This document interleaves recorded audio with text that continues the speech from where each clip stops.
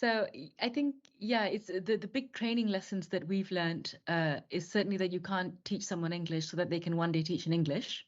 That's not the way the equation works. And when you prepare for an EMI course, and I'm really glad that Danielle is here as well, because Danielle is now the in-house EMI trainer at CentraleSupélec. And an EMI course isn't about teaching someone sufficient chunks of English so that they can then recycle that and teach in English.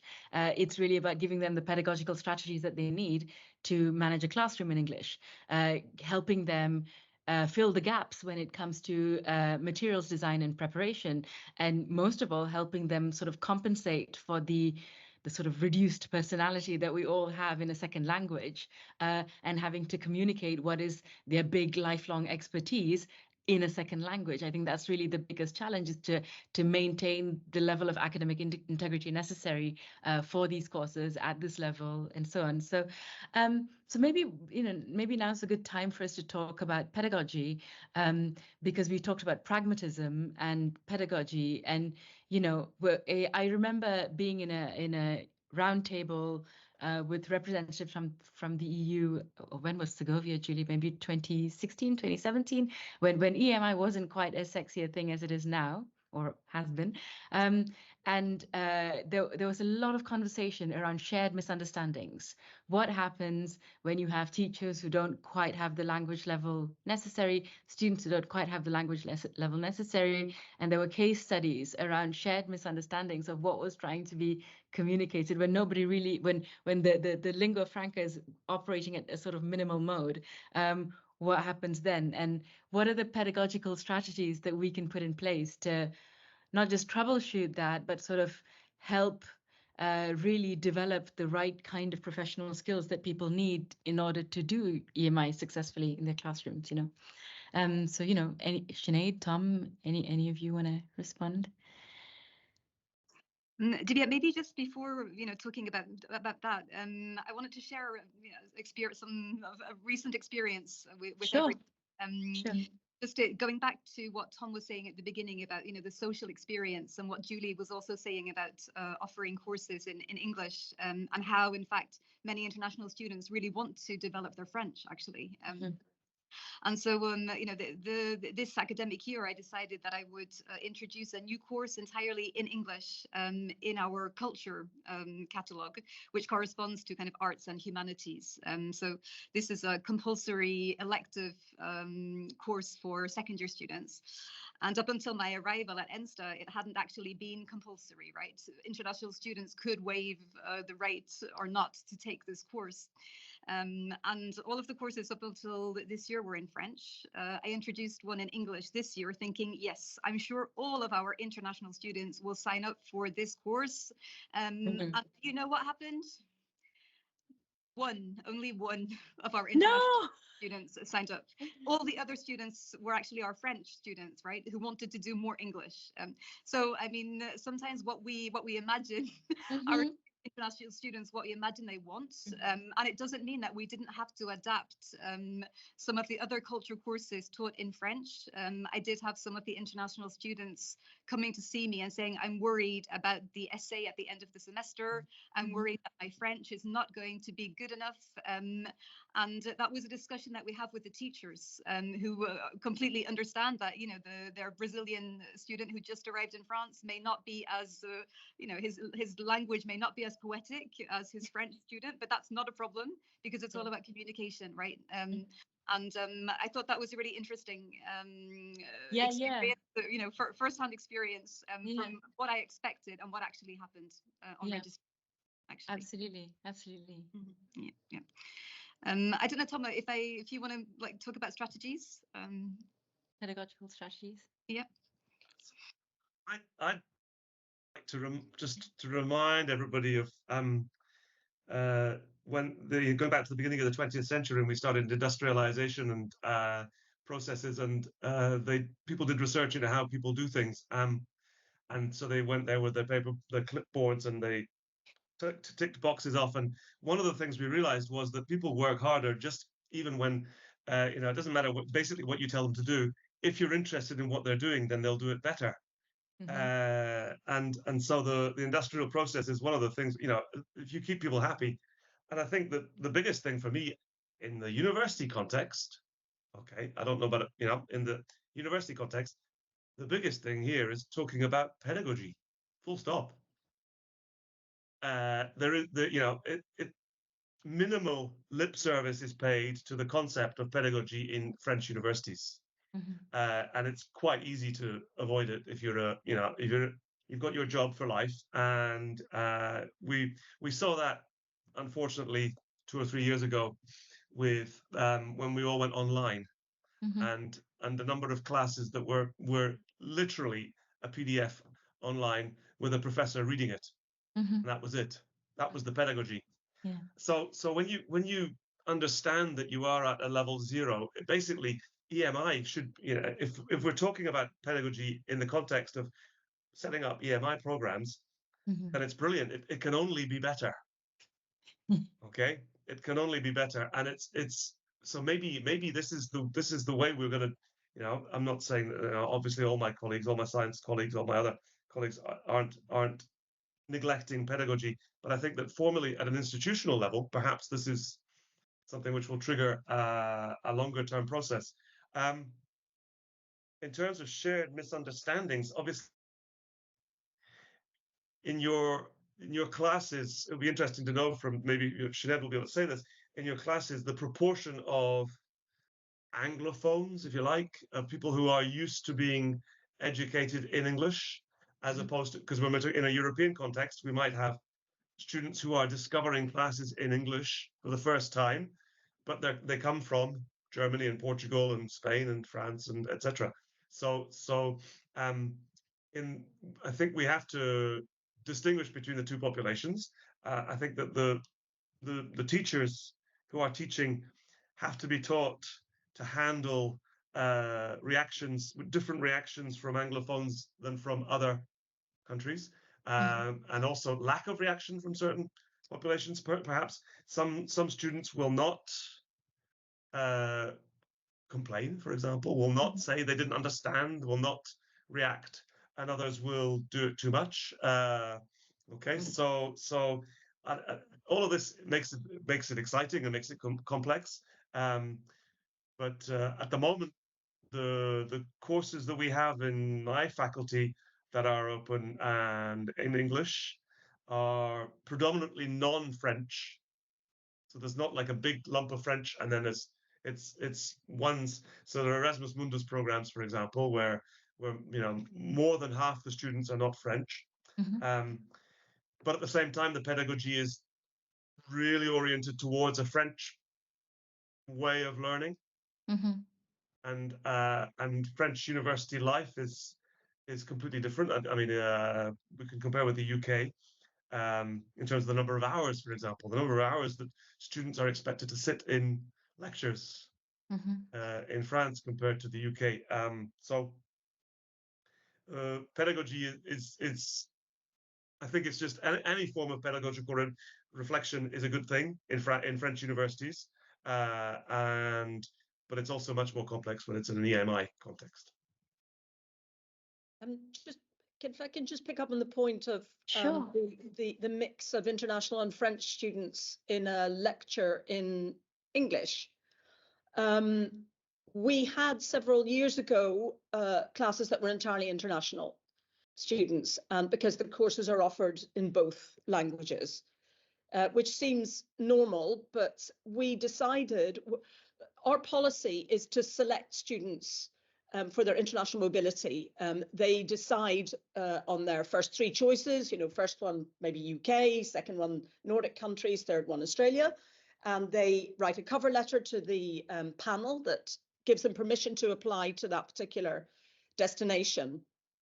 We have slowly introduced it as borderline requirement, but definitely a plus point. If a French student attends some of the core curriculum lectures that are in English, that will help them towards their Anglophone destination. So that's made a difference to the mix, and also a difference to the professors who are aware that they have students from mixed backgrounds. I mean, in terms of In terms of the actual pedagogical tools we use to train teachers, I mean, Daniela and Divya are way ahead of me on this. But in the early days, we made a strong point of reminding everyone that we were the Department of Language and Department of Language, Culture and Communication. We put a strong emphasis on public speaking, on debating. We get a lot of support from our scientific colleagues who attend those events. And we would, in turn, at the time, have attended lectures that our colleague would be there to see how they were managing and pinpoint any areas where they might need encouragement, help, pedagogical advice, which involved us sitting through lectures on quantum physics and acoustics and Yes, other such baffling things.